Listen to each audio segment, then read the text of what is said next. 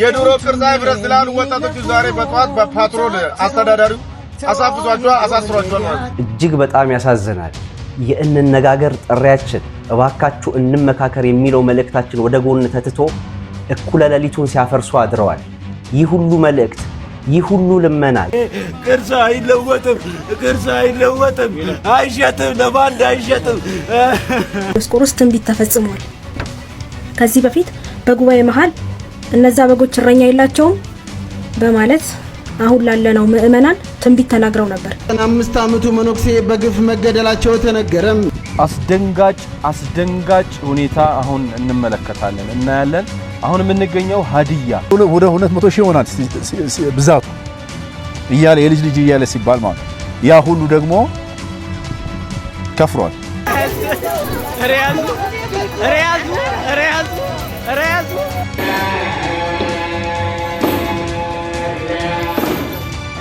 እጅግ የተባለ አሳዛኝ የመኪና አደጋ ተከስቷል። ቁልቢ ገብርኤልን በዓል አክብረው ወደ ቤታቸው በመመለስ ላይ የነበሩት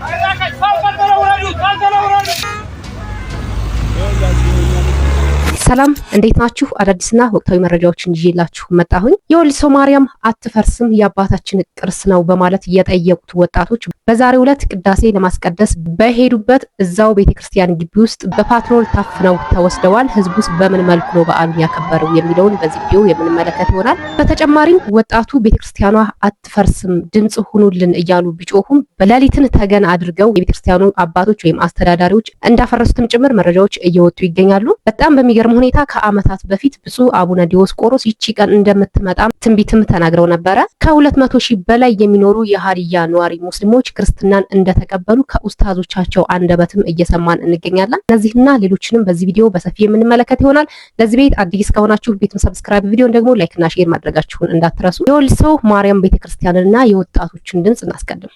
እጅግ በጣም ያሳዝናል። የእንነጋገር ጥሪያችን እባካችሁ እንመካከር የሚለው መልእክታችን ወደ ጎን ተትቶ እኩለ ሌሊቱን ሲያፈርሱ አድረዋል።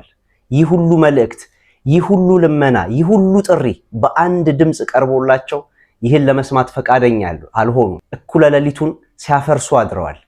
ይህ ነው ቅድስት ቤተክርስቲያን ውስጥ እየተሰራ ያለው ግፍ።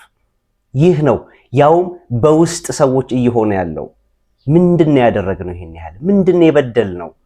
ለኛ ምልክታችን ነው ቅርሳችን ነው አለን። አይ ቅርሳችሁ አይደለም ከሆነ እንነጋገር፣ በማስረጃ እንነጋገር። ይህን እኮ ነው ያለው። በዚህ ልክ ለምንድነው ዲዮስቆሮስ ላይ መጨከን ያስፈለገው? ለምንድነው በዚህ ደረጃ በዚያ ሊቀ ጳጳስ ላይ መክፋት የተፈለገው? ዲዮስቆሮስ ምንድነው ያደረገው? ከ60 ዓመታት በፊት በኦሮምኛ ቋንቋ ሃይማኖታዊ አገልግሎት የሰጠው የዲዮስቆሮስን ቅርስ ማፍረስ ለምንድነው የተፈለገው? ምንድነው ዓላማው? እነማን ናችሁ ይህን ለማድረግ በዚህ ልክ የደፈራችሁት? ምንድነው እየተከናወነ ያለው? እርግጥ ነው አፍርሱት። እርግጥ ነው የዲዮስቆሮስ አጽም ላይ ስጋው ደሙ የተፈተተበት የቀድሞ መቅደስ ላይ የዲዮስቆሮስ አጽም በክብር ያረፈበት መሬት ላይ ያሰባችሁት ሱቅ መገንባት ነው፣ የሸቀጥ ሱቅ መገንባት። እኛ እኮ ብዙ የልማት አማራጮች አቅርበንላችኋል። ለምንድነው በዚህ ልክ የከፋችሁት?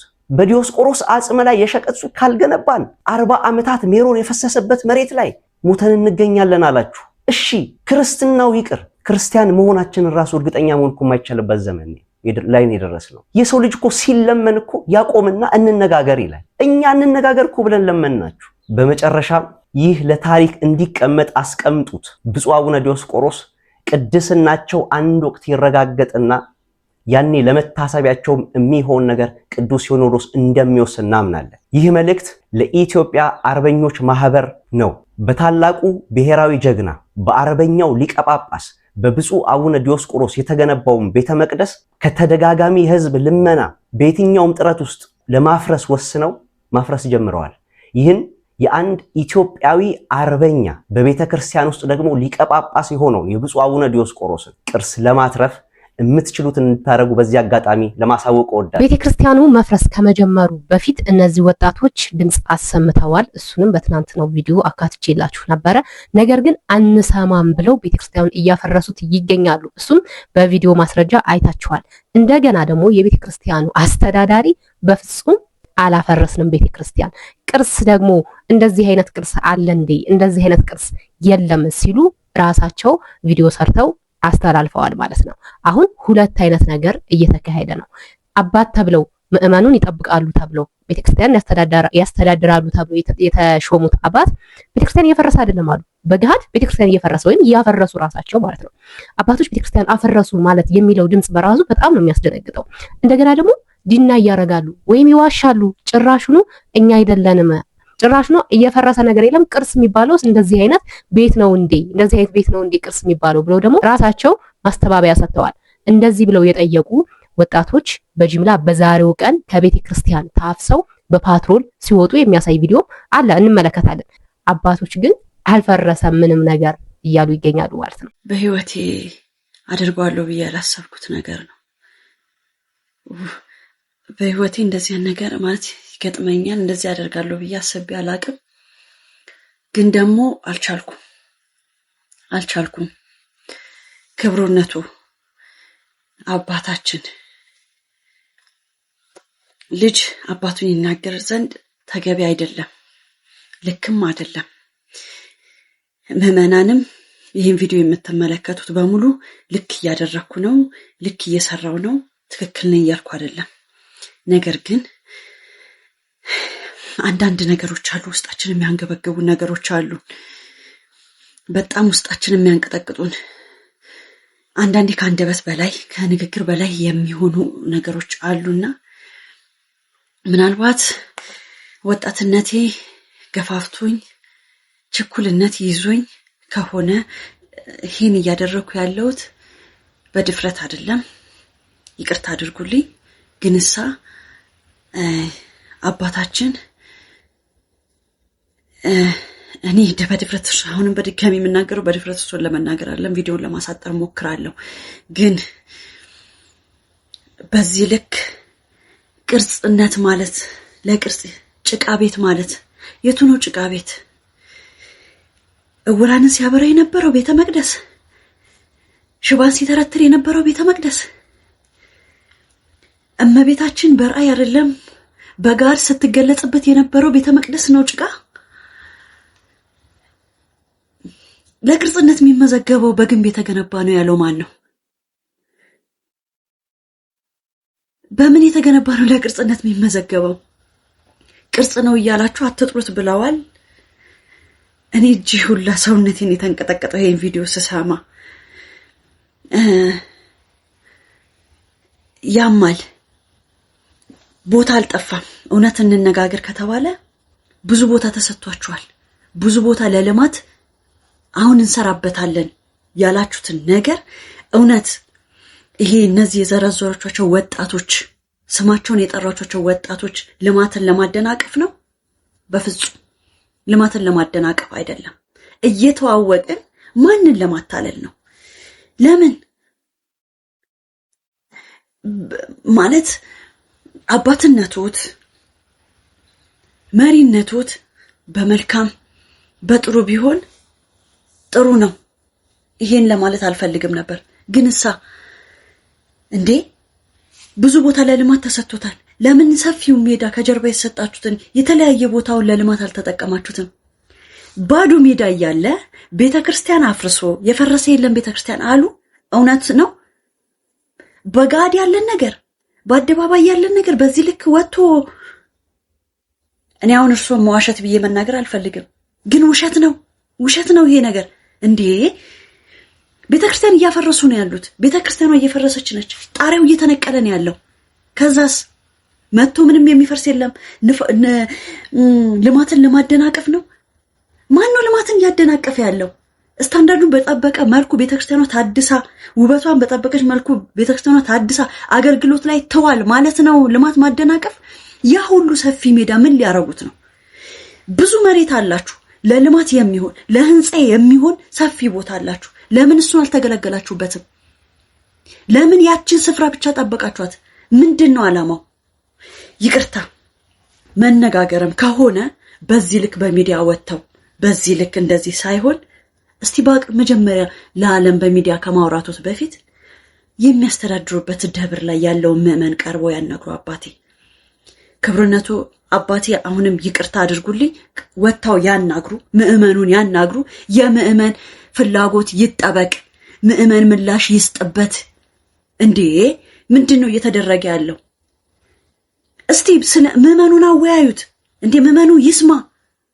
ዛሬ በምሽት በሌሊት ተነስተው ይህን ቪዲዮ መስራት ተገቢ ነው? በአባትነት ደረጃ እውነት የሚመሩት ማንን ነው? እየመሩ ያሉት ማንን ነው? በዛ ስፍራ ሲመጡ ታሪክን ያውቁታል። ከቅርብ ጊዜ ወዲህ ለአስተዳደርነት እዛ ጋር ተቀምጧል። ይቅርታ በዚህ ልክ በመናገሬ አሁንም ይቅርታ ጠይቃለሁ። ነገር ግን ታሪክን ወደ ኋላ መለስ ብለው ቢመረምሩ ልክ አይደለም። ይሄው ነው ያለው ነገር። እንግዲህ በእውነት በጣም ከሚደብሩ ነገሮች ውስጥ አባትን ቀላ ብሎ ትክክል አይደለም ብሎ መገሰጽ ወይም መተቸት ነው። ነገር ግን እነዚህ ሰዎች እንደ አባት መች ትሪት አደረጉን? መች እንደ አባት ልጆቼ ምንድነው እያላችሁ ያላችሁት ልስማችሁ ብለው እንኳን መድረክ አላዘጋጁላቸውም። ወጣቶች እንዴት ወጥተው እንዳለ ትናንትና አይተናል አይደለ? ምን ያህል ቁርጠኝነት እንዳላቸው። በቃ ቅርስ አትፈርስም፣ ደግሞ ለልማት ከሆነ ብዙ ክፍት ቦታዎች አሉና ለምን እዛ ላይ አይሰራም ብለው እንዴት እንደወጡ አይተናል። ሶ ቀና ብሎ መተቸት ወይም ቀና ብሎ አባቶችን ትክክል አይደላችሁም ማለት በጣም ከሚደብሩ ነገሮች ውስጥ አንደኛው ነው። ነገር ግን እንደ አባት ሆነው ሲገኙ ነው። መች እንደ አባት ሆኑ? አሁን ገንዘብ አይናቸውን አውሮታል። እኛ ምን እናድርግ? ትክክል አይደላችሁም ብለን መስራቱ እኔ በበኩሌ በጣም ነው የሚያስጠላኝ። በቃ አባቶች እንደዚህ ያደረጉ፣ አባቶች እንደዚህ ሆኑ፣ አባቶች ብሎ ቪዲዮ መስራት በጣም ነው የሚደብረኝ የእውነት ለመናገር ማለት ነው። ነገር ግን የነዚህን የወጣቶች ልጆች ድምጽ ደግሞ አፍኜ ዝም ማለት አልችልም። መሬት ላይ የሆነ ያለውን ነገር እያየን ደግሞ ዝም ማለት አንችልም። ስለዚህ እንደ አባት ሆኑ እስኪ ማለት ውሸት ስለምን አስፈለገ?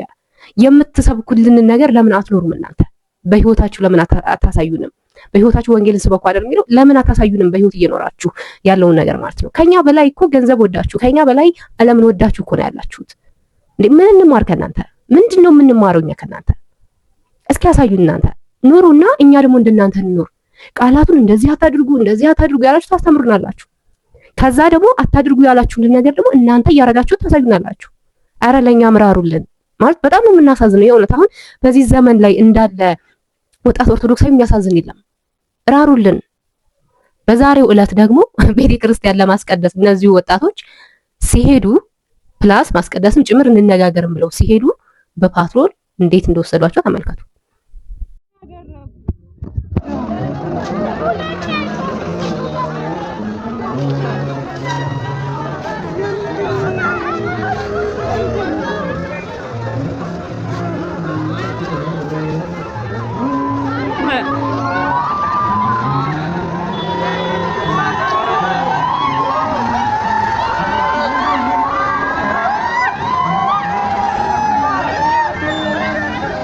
ሰላም ምእመናን እንደምን አደራችሁ።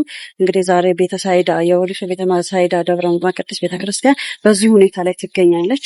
እዚህ ቪዲዮ ላይ እንደምትመለከቱት ለንግግር የቀረቡ ወጣቶች እንነጋገር፣ በንግግር ችግሩን እንፍታ፣ የምእመን ድምጽ ይሰማ እያሉ ሲናገሩ የነበሩት ወጣቶች ዛሬ በእመቤታችን ቀን በቅዳሴ ላይ ለመወያየት የቀረቡትን ወጣቶች በሙሉ በፓትሮል እንደምታዩት ይዟቸው ሂደዋል።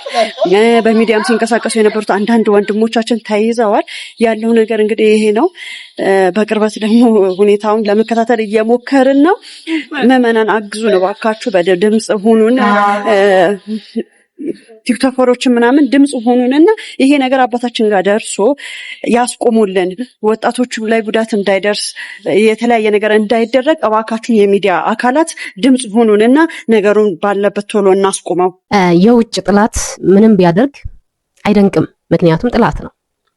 እየተቸገርን ያለው አሁን ውስጥ ባሉት ሰዎች ነው። እነዚህ ሰዎች ወይ ጥላት አንላቸው ወይ ወዳጅ አንላቸው ማለት በቃ እንደዚህ አይነት ሰው ነው አሁን ቤተክርስቲያን እያወከ ያለው። ሰርጉ ገቦች ናቸው ብዬ ነው ማምነው እኔ። እውነት ነው ትክክለኛ ልጆቻችን ብለው እነሱ እንደ አባትኛ እንደ ልጅ ወይም ምእመን እንደ ልጅ የሚቆጥር ሰው ወይም የሚቆጥር አባት በልጁ እንደዚህ ይጨክናል ብዬ አላስብም። ለዛውም ልጁ ትክክል ነው ብሎ ያሰበውን እነዚህ በእነሱ አይን ይሄ ነገር ትክክል አይደለም ብሎ ያስቡሽ። ነገር ግን ለምንድን ነው በዚህ ልክ ልጆች ላይ ጉዳት እንዲደርስ ወይም ልጆች ወንጀል የሰሩ ያክል ከእናት ቤተክርስቲያናቸው ወንጀል የሰራ ሰው አለ ልክ እሱ በሚሄድበት ወይ እንዲሄዱ እዛ ሄደው ደግሞ አሁን እኛ በዚህ ሰዓት እያወራን ወይም በዚህ ሰዓት እነሱ ምን እየተደረገባቸው ምን አይነት ነገር እያስተናገዱ እንደሆነ አናውቅም። ይሄው ነው ያለው ነገር። ሌላኛው በጣም የሚገርመው ደግሞ ብፁዕ አቡነ ዲዮስቆሮስ ይቺ ቀን እንደምትመጣ ተናግረው ነበር። ዲዮስቆሮስ ትንቢት ተፈጽሟል። ከዚህ በፊት በጉባኤ መሃል እነዛ በጎች እረኛ የላቸውም በማለት አሁን ላለነው ምዕመናን ትንቢት ተናግረው ነበር። አሁንም እየሆነ ያለው ይሄ ነው። ይሄውም ልጆቹ ለመንግስት አሳልፎ እየሰጠ ያለ በአባትነት ስም የተሾመ አስተዳደር በጣም ያሳዝናል። አንድ አስተዳዳሪ ከመንግስት ጋር ተባብሮ ወጣቶቹን በቁጥጥር ስር ለማዋል የሚዋጋ የሚተጋ ከሆነ አገልግሎቱ ለማን ነው? ለህዝብ ነው ወይስ ሌላ አገልግሎት ነው ያለው? አልገባኝም። አቡነ ዲዮስቆሮስ ይህችን ገዳም መስራት ብቻ ሳይሆን ልክ እንደ አቡነ ተክለ ሃይማኖት ክህነታቸውን በትህትና የተቀበሉና ጣዖታትን ሰይጣናዊ አምልኮትን ያስወገዱ የተክለ ሃይማኖት ዘር ናቸው። ጵጵስናቸውንም በግድ የእግዚአብሔር ፈቃድ ስለሆነ ብቻ አጋንንት ገና ሲያያቸው የሚደነግጥላቸው የሚርድላቸው አንተ መነኩሴ አልቻልኩህም እስከማለት ድረስ የሚንቀጠቀጥላቸው እጅግ ድንቅ አባት ነበሩ። ስለዚህ እነሱ የመሰረቱልንን ቅርስ ለማጥፋት የሚደረገው ዓላማ ሌላ ነው ማለት ነው። የነሱን አሻራ ያረፈበትን ሁሉ ቅርሱን ሰው እንዳያውቀው ታሪክ እንዲጠፋ የማድረግ ስራ ነው እየተሰራ ያለው። ቅርስ አይለወጥም፣ ቅርስ አይለወጥም፣ አይሸጥም፣ ለባንድ አይሸጥም። ቤተክርስቲያኑና እንዴት አንድ ተምሬያለሁ ብሎ የሚያስብ ሰው የቤተ ክርስቲያን አስተዳዳሪ እስከመሆን የደረሰ ሰው በዚህ ልክ ሊወርድ ይችላል? በወሊሶ ማርያም እየተፈጠረ ያለው ነገር በጣም የሚያስጠላ ነገር ነው። ከ10 በላይ የሚሆኑ ሊቃነ ጳጳሳት በዛ ቅዱስ ስፍራ በዛ መቅደስ ውስጥ በወሊሶ ማርያም ቤተክርስቲያን መቅደስ ውስጥ ተቀብረዋል። ምዕመኑ ሳያቅ እንዲሁም ደግሞ የሀገረ ስብከቱ አባት ሳያቅ በኩለ ሌሊት ተነስተው ከ10 በላይ የሚሆኑት ሊቃነ ጳጳሳት አጽማቸውን አውጥቶ መጣል። ያረፉበትንም አጽማቸውን ከጣሉ በኋላ ደግሞ መቅደሱን አፍርሼ ሱቅ እሰራለሁ ብሎ ማሰብ ይሄ የሞኝና የጅልነት አስተሳሰብ ነው። እናንተ በዛ በኩል ለምታገኙት ብጫቂ ሳንቲም ስትሉ ምዕመኑን ማሳዘን እንዲሁም ደግሞ ቅድስት ቤተክርስቲያን አንገቷን ማስደፋት ቢበቃችሁ ይሻላል። አጽሙ የሚውጣ መቅደሱ የሚፈርስ ከተባለ ከመመኑና ከሀገረ ስብከቱ አባት ጋር ተነጋግራችሁ መስራት ነው እንጂ ያለባችሁ በማናለብኝነት ሆናችሁ ቤተክርስቲያንን ይሄን ያህል ዋጋ ልታስከፍሏት እንዳሞክሩ። ስለዚህ እኛ ምን እናድርግ ነው? እኛ የምንችለውን ያክል እነሱን ጥሪ እንዳቀረቡልን መጠን ድምጻቸውን ማሰማት መቻል አለብን። በተለይ ደግሞ በዚህ ጉዳይ የታሰሩ ወጣቶች ምንም እንዳይደርስባቸው። አሁን ላይ እያያችሁ ነው፣ ዘመኑ ከፍቷል። አባት ለልጁ አይራራም። ምንም ነገር ከማድረግ ወደ ኋላ አይሉም፣ እያየነውም ስለሆነ ማለት ነውና እነዚህ ወጣቶች በአስቸኳይ ከታሰሩበት እንዲፈቱ ለሲኖዶሱም ሆነ ለሚመለከተው አካል እንዲደርስ ቪዲዮ መስራት የምትችሉ ቪዲዮ በመስራት ቪዲዮ መስራት የማትችሉ ደግሞ የተሰሩ ቪዲዮዎችን ሼር በማድረግ ድምጽ እንድንሆናቸው መልእክቴን አስተላልፋለሁ። ምንም አስደንጋጭ አይደለም፣ አስደሳች ነው። አስደንጋጭ ሁኔታ አሁን እንመለከታለን፣ እናያለን። አሁን የምንገኘው ሀዲያ በሀዲያ ቁሳ በሚባል ቦታ ነው ያለው። ይሄ እጅግ አስደንጋጭ የሆነው ክስተት ሁኔታ ምንድነው የሚለውን ኢንሻአላህ ይብራራልናል ኡስታዝ ሁሴን። 82 አባወራ የነበረበት አካባቢ ነው ይሄ አካባቢ። ሁለብያ አብዛኛው ሙስሊም ነበር እና እንደምትመለከቱት ከዚህ አላህ ይርሐማቸው ረህመተን ዋሲያ ቀብር ውስጥ ያሉት በእስልምናቸው በዲናቸው በአቂዳቸው በዛው ላይ ነው ያሉት ቅድመ አያቶቻቸው። የልጅ ልጅ ደግሞ ተቅሪበን ወደ 200 ሺህ ይሆናል ብዛቱ እያለ የልጅ ልጅ እያለ ሲባል ማለት ያ ሁሉ ደግሞ ከፍሯል። አክፍሮት ኃይሎች ጠልፈውታል። እንግዲህ በመግቢያው ላይ እንደሰማችሁት አስደንጋጭ በአንድ አካባቢ ብቻ ከ200 በላይ ሙስሊሞች ከእስልምና በቃም ብለው ወጥተው ከፍረዋል እያለ ነው ኡስታዙ። በእንባ እየተራጩ ነው ዘመዶቻችን። የሚያስለቅስ የደስታ ለቅሶ ከሆነ ዌልካም እንላለን። ጭንቅላት አልባውን እግር አናመልክም እያሉ ይመስለኛል ዋብዮቹ። በቃን ሯጩን ጭንቅላት አልባውን አንገት የሌለው እግርና እጅ ብቻ የሆነውን ጭንቅላት አልባ የሆነውን አካል እንዴት ነው የምናመልከው? ይዘገንናል እያሉ ከእስልምና ለቀው እየወጡ እንደሆነ በራሳቸው አንደበት እያለቀሱ እየተናገሩ ነው። ቲክቶክ ላይ ያሉት ደግሞ ዕለት ዕለት የራሳቸውን ሰው ለማቆየት ደጋግመው ሻዳ ያስይዛሉ። ያለ ውሸት መቆም ስለማይችሉ ታውቁታላችሁ።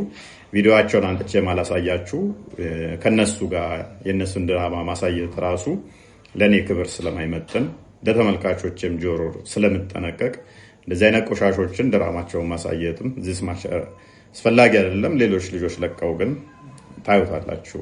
ሰው ዕለት ዕለት ቲክቶክ ላይ ያሉት ድራማ ይሰራሉ።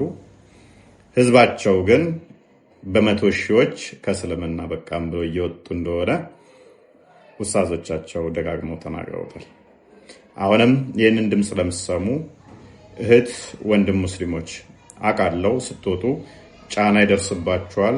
ግድያ አለ፣ ዛቻ አለ፣ ከቤተሰብ ጋር መቆራረጥ፣ ከዘመድ ከአዝማድ ጋር አለ። ቢሆንም ግን ፈጣሪ እንደ አባትም እንደ እናትም እንደ ወንድምም እንደ ቤተሰብም ሆኖ ይደግፋችኋልና ጨክናችሁ ጭንቅላት አልባ ጣዖት ከማምለክ ነፃ ተወጡ ዘንድ ጥሪ ያስተላልፍላችኋለሁ። ከዚህ ጋር በተያያዘ አህመዲን ጀበል በፌስቡክ ላይ ሰሞኑን ላነሳው ጽሁፍ ወይንም ደግሞ ላሰፈረው ብዙዎች አስተያየት ሲሰጡ አይቻለሁ። የአህመዲን ጀበል ጽሁፍ ከኛ ጋር ሳይሆን ሙግቱ መሆን ያለበት ከራሱ ከታሪክ ተመራማሪው ካለው ወይንም ከሚሉት አብዱል ጀሊል ሼህ አሊ ከሚባለው ጋር መሆን አለበት። እሱ ምን ብሏል? አንድ መጽሐፍ ጽፎ ነበር ከዚህ በፊት እስልምና በኢትዮጵያ ቅድመ ክርስቶስ ከክርስቶስ በፊት በኢትዮጵያ እስልምና ብሎ ነበር። አህመዲን ጀበል ደግሞ እስልምና ወደ ኢትዮጵያ የገባው በ7ኛው ክፍለ ዘመን ነው እስልምና መጤ እንደሆነ አስቀምጧል።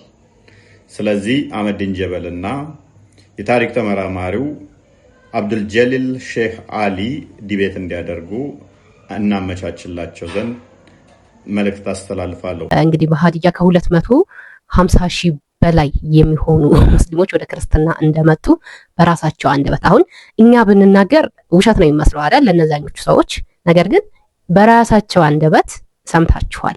እና እኔ ምን እንትን አለብኝ ሰሞኑን ሀዲያ ላይ ምን እየተፈጠረ እንዳለ ሰምተናል አይደል? ክርስቲያንን እያወደሙ ምዕመኑን እየጨፈጨፉ እየደበደቧቸው ብዙ ተጽዕኖ እያሳደሩባቸው እንደሆነ ሰምተናል።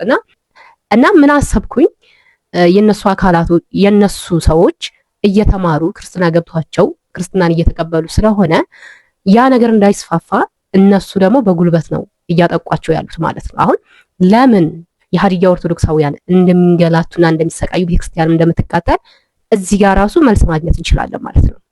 አንደኛ የነሱ ሰዎች በቃን ብለው ወደ ክርስትና መጥተዋል። ስለዚህ በትምህርት የሄደን ሰው በትምህርት መመለሱ ነው የሚሻለው ወይስ አሁን እንደምንሰማው ዘግናኝ ጭፍጨፋን እያደረጉ ማሰቃየት ነው? እዚህ ላይ ብቻ ሃይማኖቱን ምን አይነት ሃይማኖት እንደሆነ ማወቅ ይቻላል ማለት ነው። በትምህርት የሄደን ሰው በትምህርት ለመመለስ አትሞክሩ። እስከ መቼ ድረስ ነው እንደዚህ አይነት ግፍና ጭፍጨፋ የምታደርጉት? ስለዚህ አሁንም የሀዲያ ኦርቶዶክሳውያን የሚጨፈጨፉበት ምክንያት ግልጽ ነው ማለት ነው። እጅግ አሳዛኝ ዜና 95 ዓመቱ መነኩሴ በግፍ መገደላቸው ተነገረም። ሁላችሁም ይህንን ድርጊት በማውገዝ ሼር አድርጉት። የእነኚህ ታማኝ የቅዱስ ሚካኤል አገልጋይ ነበሩ። አዛውንት ናቸው። በዛ ላይ 95 ዓመት መነኩሴ ናቸው።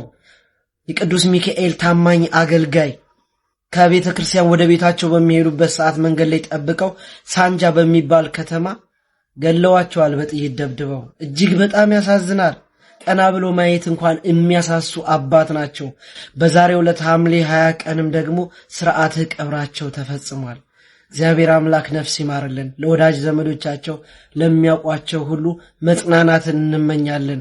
እግዚአብሔር ይህን ክፉ ጊዜ ያርቅልን።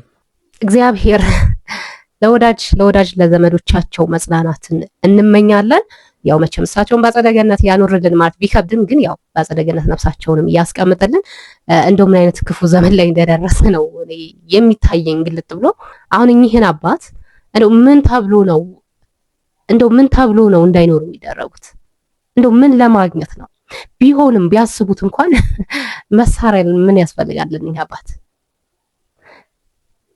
መስቀልና ዳዊትን ለያዘ ሰው መሳሪያ ለዛው ለአቅመ ደካማ እግዚአብሔር ምሕረቱን ይላክልን። ሌላኛው ደግሞ መነጋገሪያ የሆነ ቪዲዮ አለ። የተወሰነ ሰው ሲደግፈው፣ አብዛኛው ሰው ደግሞ ሲቃወመው አይቻለሁኝ። ቪዲዮውን እንመልከትና እናንተ ከየትኛው ወገን እንደሆናችሁ ኮሜንት ላይ ታስቀምጡልኛላችሁ።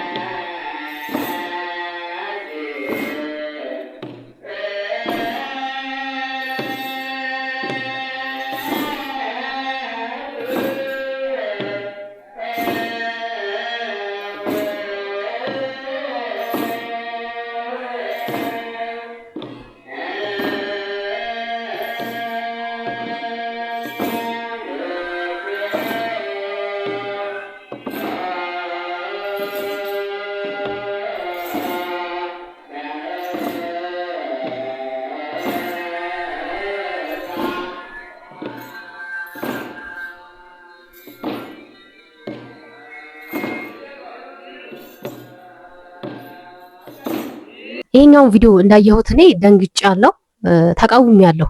እንዴት ብያለሁ? ምክንያቱም እስካሁን ድረስ አላየሁም ማለት ላይ ሴት ከበሮ ስትመታ አላየሁም። ብዙዎቹም እንዴት ብለው ሲቃወሙ ነው ያየሁት። እኔም እንዴት ብዬ ነበርና አንዳንድ ሰዎች ደግሞ ምን ችግር አለው ማለት የሚያገለግል ሰው ከጠፋ እሷ ደግሞ ከቻለችው ከበሮውን ብትመታና ብታገለግል ምንም ችግር የለውም የሚሉ ደግሞ የተወሰኑ ሰዎችን አየሁኝና እኔ ራሱ ግራ ገባኝ። እንዲህ ይቻላል እንዴ አልኩኝ። ምክንያቱም መጀመሪያ ተቃውሜያለሁ፣ እስቲለም በመቃወሙ እንትን ያለሁት ግን እንዲህ ይቻላል እንዴ? ምናልባት የምታውቁ ሰዎች ካላችሁ ኮሜንት ላይ አስቀምጡልኝ። ከጠፋ ሴት ይቻላል እንዴ? እንደዚህ በዚህ ደረጃ ማለት ከበሮ እንመታለን የቸብቸቦ መዝሙሮች ምናምን ላይ ግን በመሀሌት ደረጃ ይቻላል ወይ? ለእናንተ ነው ጥያቄውን የማቀርብላችሁ። የምታውቁ ሰዎች በትህትና እንድታስረዱኝ እፈልጋለሁ። ምክንያቱም ምንም ችግር የለውም አሁን አገር እያጠፋ ያለው ምን ችግር አለው የምትል ቃል ነች። ምን ችግር አለው የምትለውን ቃል እኔ አልወዳትም። ምክንያቱም ችግር እያመጣች ያለችው ራሷ ምን ችግር አለው የምትል ቃል ነችና አሁን ነገ ደግሞ ሴቶች ዲያቆን ወንድ ከሌለ ለምን ዲያቆን አይሆኑም የሚል አይነት እንትን ይዞ እንዳይመጣ መፈራለሁ። ለምን ቄስ አይሆኑም? ምክንያቱም አገልጋይ የለም ምን ችግር አለው የሚሉ ሌላ ያልተለመዱ ነገሮች ከቤተ ክርስቲያን ስርዓት ውጪ የሆኑ ነገሮች ደግሞ እንዳይመጡም ስጋት አለኝ።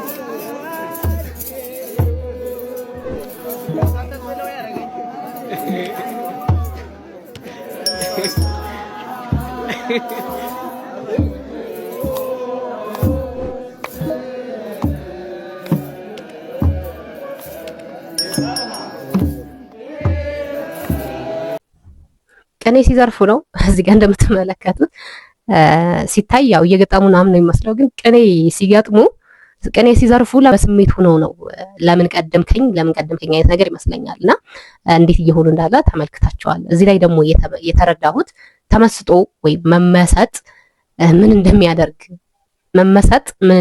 ራስን እስከማሳት ወይም ራሳችንን አልፈን ወደ ሌላ አንተ እስከምንሄድ ድረስ ያደርሳልና እዚህ ጋር የነሱ መመሰጥ ነው ያየሁት። የነሱን በቃ በጣም በቅኔው መመሰጣቸው ነው የታየኝ። አሁንም የእናንተ ሐሳብና አስተያየት ኮሜንት ላይ ያስቀምጡልኝ። እጅግ የተባለ አሳዛኝ የመኪና አደጋ ተከስቷል። መረጃውን ልንገራችሁ። በዛሬው ዕለት የቁልቢ ገብርኤልን በዓል አክብረው ወደ ቤታቸው በመመለስ ላይ የነበሩ ተጓዦች መተሃራ ተብሎ በሚጠራው አካባቢ ምክንያቱ ባልታወቀ ሁኔታ በተነሳ እሳት ከፍተኛ የእሳት አደጋ አጋጥሟል። በዚህም መሰረት በተለምዶ ታታ ተብሎ የሚጠራው መኪና በእሳት የወደመ ሲሆን በፈጣሪ ታምር በውስጡ የነበሩ ተጓዦች አንዳች ጉዳት ሳይገጥማቸው በሰላም ሊተርፉ ችለዋል።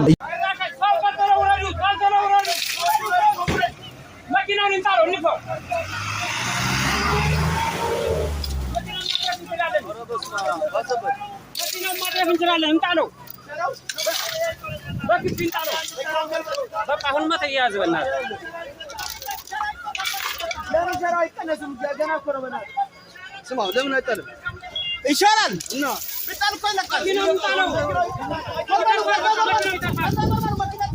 ማኪና ብቻ ጆብራ እናስገባው መኪናውን አሁን ማተያያዘ እኮ በቃ መጀመሪያ እንጣለው እያልኩኝ ምንም ማድረግ አይቻልም። መኪናውን እንጣለው።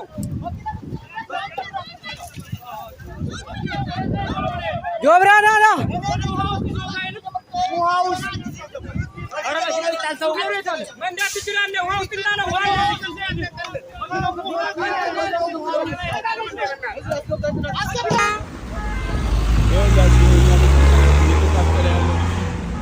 የነበርንበት መኪና ነው። በኋላ ክላስ ያደረጉ ነበር ወጣ ስላስ ማለት ነው። እንግዲህ እንደምታውቁት ሁሉ የነበርንበት መኪና ነው።